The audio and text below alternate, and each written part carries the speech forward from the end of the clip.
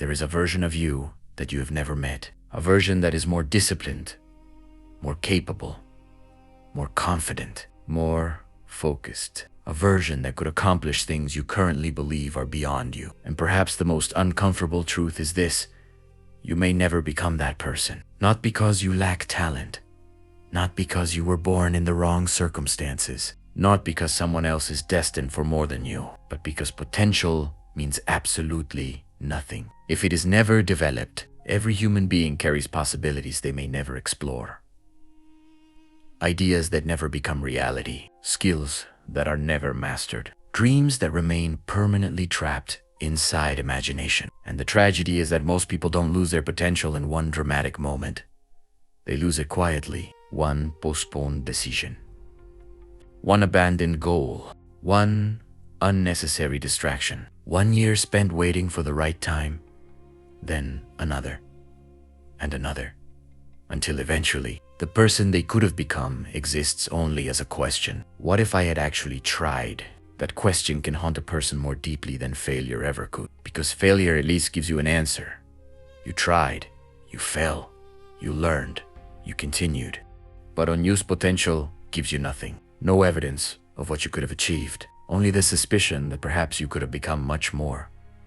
Most people don't need a new life. They need to stop wasting the one they already have. They need to stop confusing comfort with peace, distraction with rest, planning with progress, and intention with action. Because potential is not a gift you receive, it is a responsibility. You are not rewarded for what you could become.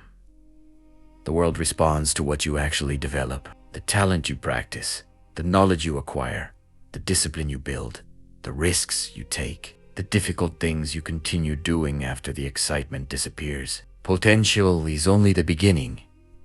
What happens next is up to you. And perhaps the greatest question you can ask yourself isn't, what could I become? It is, how much of what I'm capable of becoming am I currently leaving unused? Because somewhere ahead of you, there is a version of yourself that will live with the consequences of every decision you're making today. And that person is waiting to find out what you decided to do with your potential. The comfort of staying the same. Most people don't consciously decide to waste their potential. They simply become comfortable. Comfortable with the familiar, comfortable with their routines, comfortable with being good enough. And eventually, comfort becomes a quiet ceiling. You know you could exercise more, learn more, read more, create more, take more responsibility, but knowing what you could do and actually doing it are two completely different things. The mind loves familiarity. It prefers what is predictable over what is uncertain. That's why staying where you are can feel strangely safe. Even when you're unhappy with where you are. You know your current life. You understand its problems. You know what tomorrow will probably look like. But potential lives somewhere else. It lives beyond what you already know. And reaching it requires entering territory where you might fail. That is where most people hesitate. They say they are waiting for the right opportunity, the right motivation, the right circumstances. But sometimes waiting is simply fear wearing a more respectable name. Because if you never begin, you never have to discover whether you were capable of succeeding. You never have to face rejection. You never have to look inexperienced. You never have to risk discovering that your dream is harder than you imagined. So you stay where you are, and nothing terrible happens. That's the danger. Nothing terrible happens. You simply remain the same. Another month passes, then another year. Your circumstances may change slightly, but your potential remains largely untouched. This is how an ordinary life can become a life of regret. Not through one catastrophic decision, but through thousands of tiny decisions to remain comfortable. The uncomfortable truth is that growth often feels like failure before it feels like progress. The first attempt is awkward. The first business idea may fail. The first book you write may be mediocre. The first investment may teach you a painful lesson. The first time you speak publicly, your voice may shake. But that doesn't mean you are incapable. It means you are inexperienced. And there is a huge difference. Potential cannot be discovered through thinking alone. You discover it through action. You find out what you're capable of by attempting things that might expose your limitations. Then you improve those limitations. Then you try again. That is how potential becomes ability. An ability becomes mastery. So perhaps the greatest enemy of potential isn't failure. It's comfort. Failure can teach you. Comfort often teaches you nothing. It simply convinces you that staying exactly where you are is good enough, until one day you look back and realize that the person you could have become was defeated by nothing more dramatic than the decision to remain comfortable. And that is why the first step toward reaching your potential is often the simplest one. Become willing to be uncomfortable. The myth of talent. We have a strange habit of looking at successful people and assuming they were simply born different. They were smarter, more talented, more confident, more disciplined. Maybe they had something we didn't. This belief is comforting because if success is mostly talent, then we don't have to take responsibility for our own development. We can simply say, that's just not who I am. But talent is rarely the complete story. Talent can give someone a head start. It cannot guarantee that they will finish. History is full of gifted people who never developed what they were given. And it is equally full of ordinary people who became extraordinary through years of deliberate effort. The difference is often not potential. It is development. Think about a skill you admire. Writing, speaking, investing, building a business, playing an instrument, physical fitness. From the outside, mastery can look almost effortless, but you rarely see the thousands of repetitions underneath it. You see the finished product, not the awkward beginning. You see confidence, not the years of uncertainty that produced it. You see ability, not the countless hours spent being bad at something before becoming good. This creates an illusion. We compare our beginning to someone else's middle, then conclude that we don't have what it takes. But nobody starts at mastery. Every expert was once inexperienced. Every confident speaker once struggled to find the right words. Every successful entrepreneur once had an idea that nobody understood. Every skilled person once had to practice the fundamentals. The difference is that they continued long enough for their potential to become visible. This is where many people give up. They try something once, maybe twice, and when they aren't immediately good at it, they interpret difficulty as evidence that they aren't capable. But difficulty is often evidence of the opposite. It means you're learning something new. Your brain is building connections. Your judgment is improving. Your mistakes are becoming information. The person who keeps going eventually develops an advantage over the person who was naturally better at the beginning, but stopped. Because potential isn't measured by how impressive you are on day one. It's measured by what happens when you keep developing yourself for years. There is another problem with relying too heavily on talent. Talent can make you arrogant. If things come easily, you may never develop discipline. You may never learn how to struggle. You may never discover what you're capable of when natural ability isn't enough. But the person who has learned to work through difficulty develops something more durable: resilience, patience, adaptability, and the confidence that comes from knowing I can become better at things I am currently bad at. That belief changes everything. Because once you stop asking, am I naturally good at this? You can start asking the question that actually matters. How good could I become if I committed to this? That question turns potential from a fixed trait into a process. And suddenly, your limitations are no longer permanent definitions of who you are. They are simply places where development has not happened yet. You don't need to be extraordinary today. You need to be willing to become extraordinary over time. Because talent may determine where you begin, but what you repeatedly do determines where you end. The price of distraction.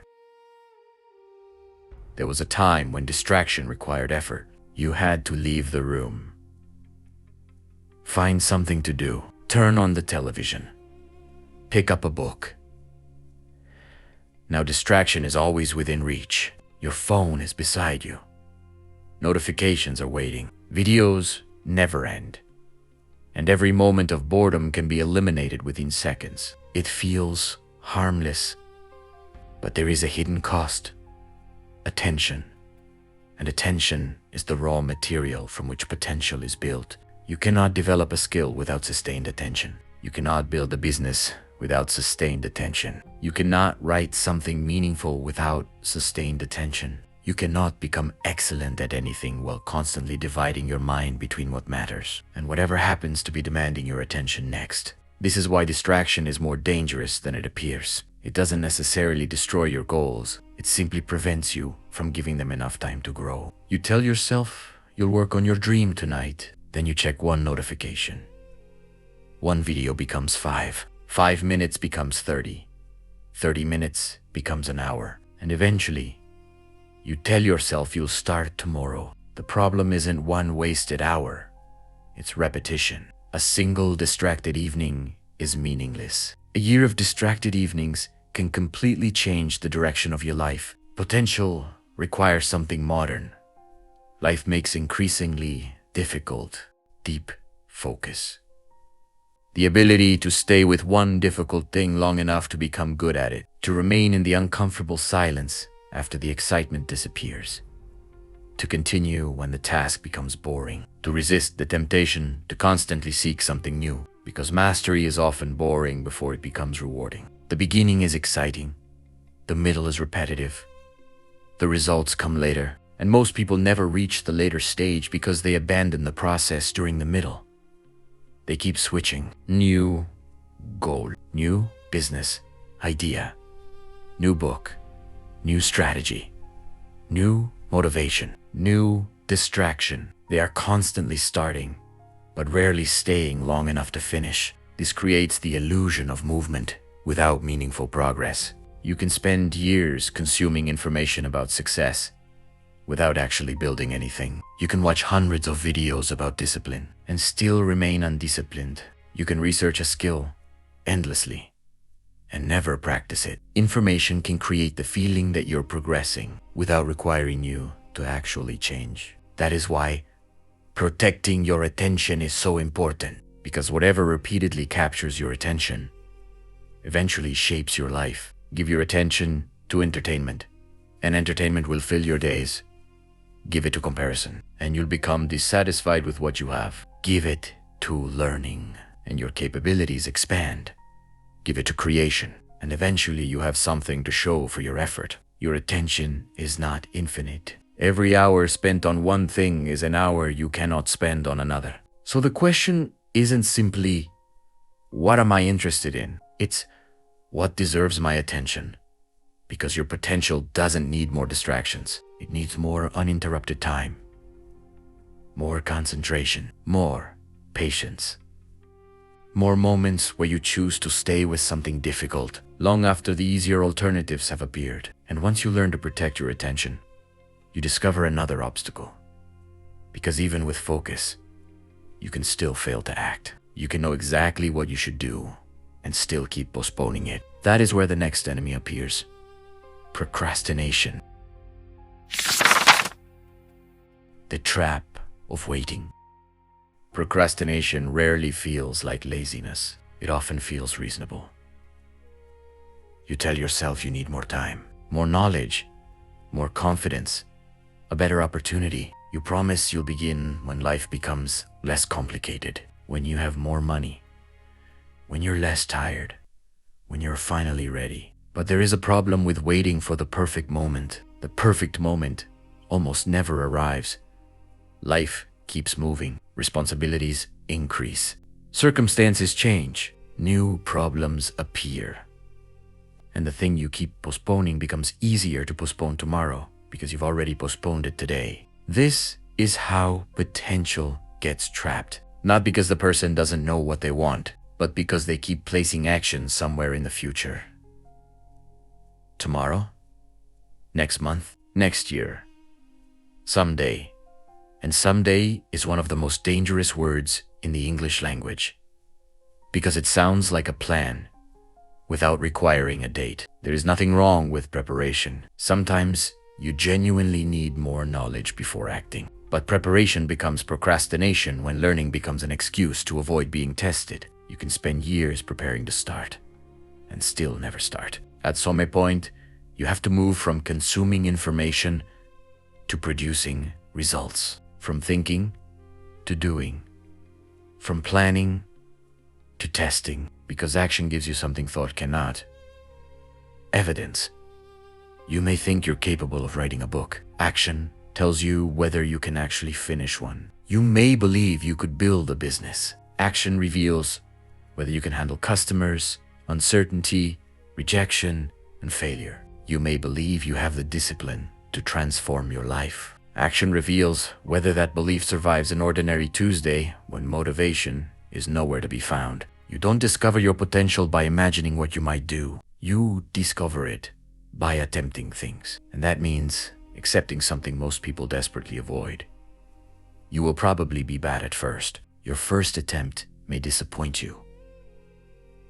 Your first business may fail. Your first video may receive almost no attention. Your first investment may teach you an expensive lesson. Your first serious effort may expose weaknesses you didn't know you had. Good.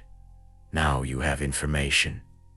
Now you know where to improve. The person who acts imperfectly can learn. The person who waits for perfection remains exactly where they are. This doesn't mean rushing blindly into everything. It means understanding the difference between preparation and avoidance.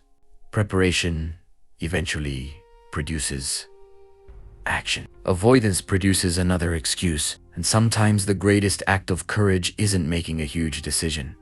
It's simply beginning, opening the document, making the call, publishing the work, applying for the opportunity, starting the first day. Because once you begin, the future stops being something you imagine.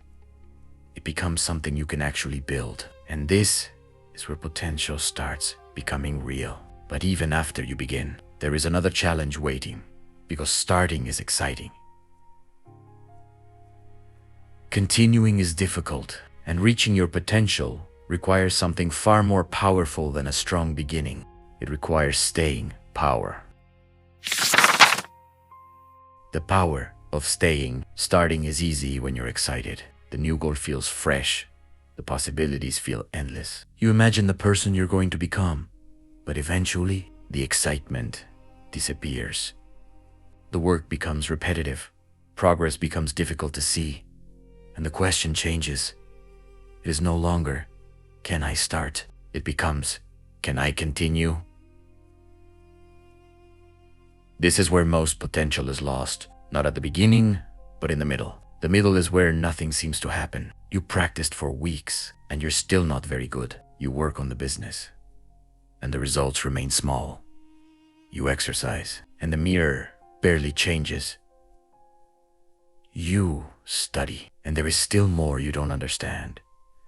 This is where people begin questioning themselves. Maybe this isn't for me. Maybe I'm not talented enough. Maybe someone else would be better at this. And sometimes they quit just before their effort begins to compound, because growth is rarely linear. There are periods when effort produces obvious results, and there are periods when effort seems to produce nothing. But beneath the surface, something may still be changing. Your judgment is improving. Your skills are becoming sharper. Your mistakes are becoming less frequent. Your understanding is becoming deeper. The results simply haven't caught up yet. This is why consistency is so powerful. It allows you to remain in the process long enough for invisible progress to become visible. Think about learning a language. One day of practice won't transform you. 1 month might barely be noticeable, but continue for years. And you can become fluent. The same principle applies to almost everything. Meaningful, relationships, fitness, knowledge, business, writing, investing, reputation, mastery. The greatest outcomes often belong to people who were willing to remain committed after the initial excitement disappeared. They didn't necessarily have more motivation. They simply developed a relationship with consistency. They learned to work even when the work felt ordinary. That doesn't mean you should stubbornly continue everything forever. Sometimes quitting is wisdom. Some goals need to be abandoned. Some paths need to change. But there is a difference between quitting because something is genuinely wrong and quitting because progress became uncomfortable. You need to know which one you're experiencing, because your potential cannot be developed through constant reinvention. At some point, you have to stay with something long enough to become good at it. That requires patience, and patience requires a different way of thinking. You have to stop demanding immediate proof that your effort is working. You have to trust the process while still evaluating it honestly. You have to understand that some of the most important things you build will take years before their value becomes obvious. And this is where long-term thinking becomes powerful. Instead of asking, "Why haven't I succeeded yet?" ask, "What could happen if I stayed committed for 5 years? 5 years of learning, 5 years of practice, 5 years of saving, 5 years of building, 5 years of improving, 5 years of refusing to repeatedly start over." The person you become after that period may be almost unrecognizable, not because of one extraordinary decision, but because you gave small decisions enough time to compound. And that leads to the final lesson. Your potential isn't only about what you can accomplish, it's about who you can become while accomplishing it. And becoming that person requires more than talent, focus, or persistence. It requires a decision about what kind of life you actually want to build. Become someone your future needs. Most people think about potential in terms of achievement. How much money could I make? How successful could I become? How many people could know my name? How far could I go? But there is a deeper question. Who would I have to become to build that life? Because your future doesn't simply require different circumstances. It requires a different version of you. If you want to build something meaningful, you may need greater discipline. If you want financial freedom, you may need better decisions with money. If you want mastery, you may need patience. If you want strong relationships, you may need emotional maturity. If you want influence, you may need to become someone people can trust.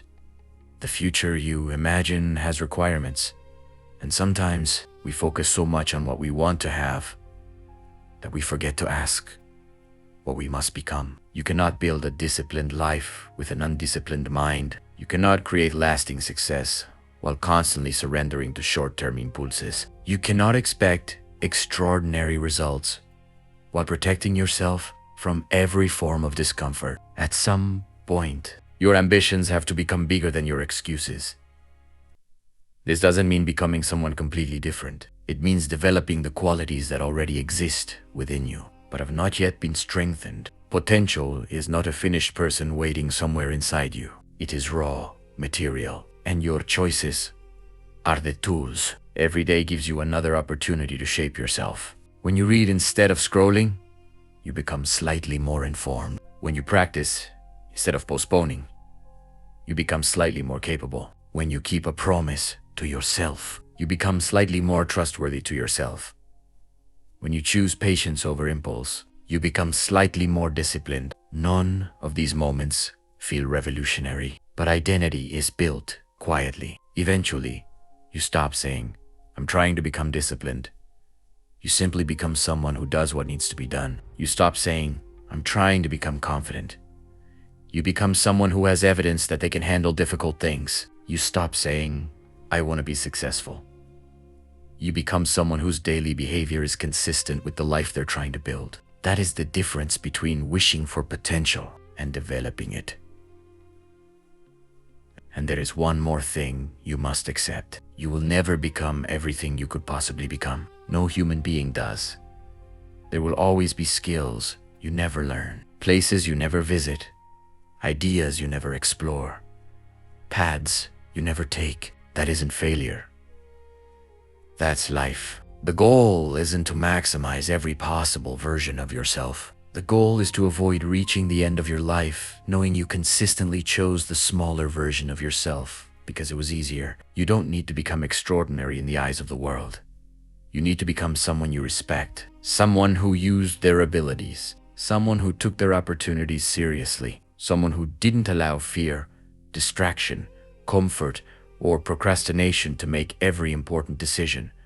Because eventually, the future You becomes the present you. And when that happens, you will have to live with the person your choices created. So perhaps the most important question isn't, what is my potential? Perhaps it is, what am I doing today to make that potential possible? Because your future self isn't waiting for you somewhere in the distance. You are building that person right now.